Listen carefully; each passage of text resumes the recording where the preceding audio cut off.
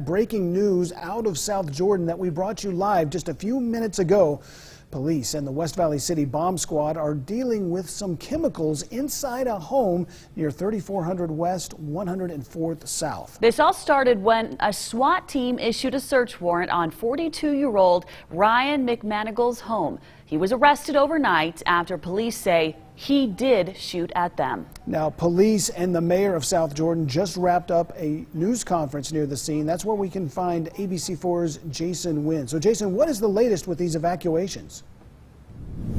Rick, we really got to get to the point right now. This is the evacuation zone here. So basically what they're evacuating here is Bangerter all the way to 32nd West here. And we're right here at the Church of Jesus Christ of Latter-day Saints Church here on the corner of 102nd South and 32nd West. But this all goes down all the way to Harvest Run Drive. And inside this entire area was about 600 residents and 168 homes and over 30 businesses that have all been evacuated from what the mayor had described to me as a very volatile situation with homemade explosives, and this has to deal with some type of chemical that police say they have to detonate tonight. So they're asking all residents inside this evacuation area boundary to please stay away until about 10 o'clock tomorrow morning. They're going to try to get everything out there on social media,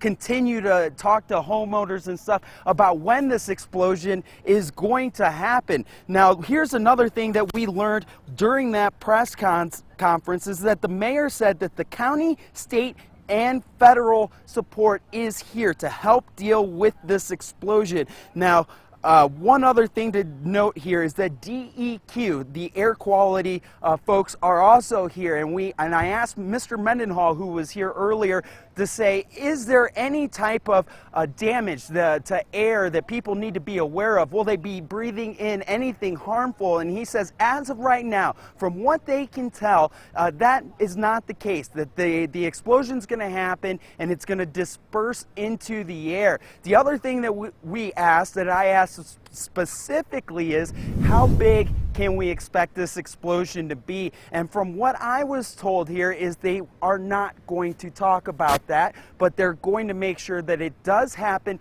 at some point tonight. But again, this all happened when 42-year-old Ryan McManigle made some type of threat to a fast food restaurant last Saturday, and police, they did a long investigation, 5-day investigation on this, and when they showed up with the search warrant and SWAT, they expected him to have weapons on him, but they did not expect the home explosives. I also asked if this was a lone wolf situation, and police say they are currently, right now, going through all of the computer evidence and things that they pulled out of the house to try to figure that out. I'm going to have much more on this coming up in the next half an hour. I'm Jason Wynn, live in South Salt Lake, ABC4 News.